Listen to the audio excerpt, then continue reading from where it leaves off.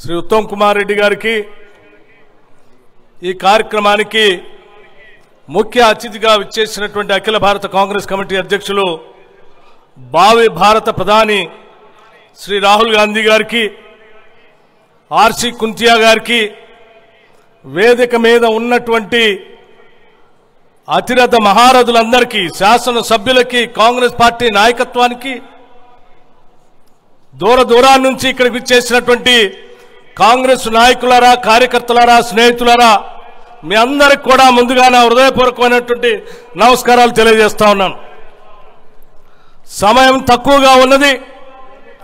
వచ్చినటువంటి ప్రజానికం యావత్తు కూడా మన ముఖ్య అతిథి శ్రీ రాహుల్ గాంధీ గారి ఉపన్యాసం వినాలనేటువంటి ఆలోచనతో వచ్చారు. కాబట్టి నేను ఎక్కువ సమయం తీసుకోకుండా కేవలం ఒకటే ఒక్క మాట చెప్పి నేను ముగించదలుచుకున్నాను. రేపు జరిగేటువంటి ఎన్నికలు ఈ దేశంలో అత్యంత ప్రధానమైనటువంటి ఎన్నికలు.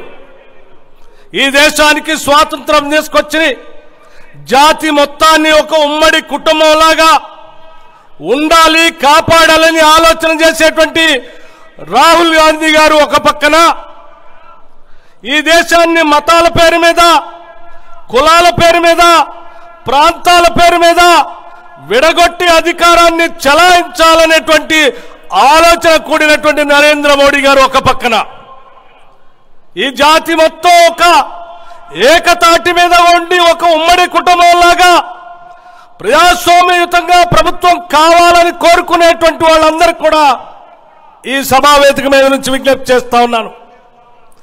రాహుల్ గాంధీ గారి నాయకత్వంలో ఈ దేశాన్ని ప్రధానమంత్రిగా చేస్తే ఈ దేశం అద్భుతంగా ప్రగతిశీల భావాలతో ప్రపంచ దేశాలతో పోటీ పడేటట్టుగా ముందుకు పోతుంది.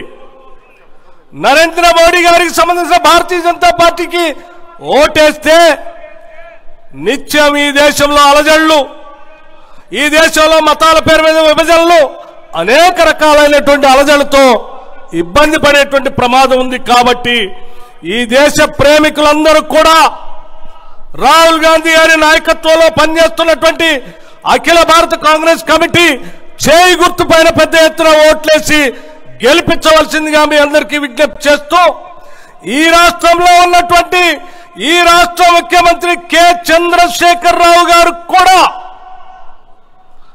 ఆయన అడిగేటువంటి ప్రతి ఓటు ఆయనకి వేసేటువంటి ప్రతి ఓటు నరేంద్ర మోడీ గారు ప్రధానమంత్రి కావడానికి ఉపయోగపడుతుంది తప్ప ఇంకా దేనికి ఉపయోగపడదు.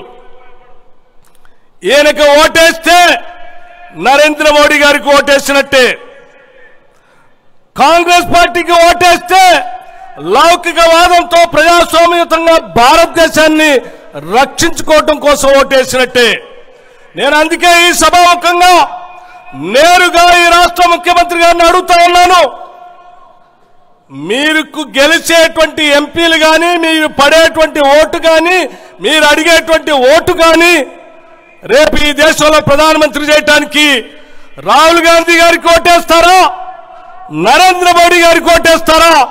స్పష్టంగా చెప్పాల్సినటువంటి అవసరం ఉందని కూడా ఈ సందర్భంగా తెలియజేస్తూ మీ అందరూ కూడా రాహుల్ గాంధీ గారి ఉపన్యాసం వినాలనేటువంటి ఆలోచనతో ఉన్నారు. కాబట్టి మీ అందరికి కూడా నేను ఒకటే విజ్ఞప్తి చేస్తూ చేయి గుర్తు పైన కాంగ్రెస్ పార్టీ సభ్యులు పార్లమెంటు సభ్యుడిగా పోటీ చేస్తున్నటువంటి పెద్దలందరికీ ఓట్లేసి గెలిపించి పంపిస్తే ఈ రాష్ట్ర ప్రయోజనాలను కాపాడటం కోసం ఆనాడు ఏ రకంగా అయితే తెలంగాణ రాష్ట్రాన్ని కాంగ్రెస్ పార్టీ ఇచ్చిందో ఇచ్చినటువంటి రాష్ట్రంలో ఉద్యోగాల కోసం నిధులు సక్రమంగా ఖర్చు పెట్టడం కోసం నదీ జలాలు తెలంగాణ రావటం కోసం కాంగ్రెస్ పార్టీ నాయకత్వంలో ఈ రాష్ట్రానికి మేలు జరుగుతుందని మీ అందరికీ తెలియజేస్తూ నేను ముగిస్తా ఉన్నాను.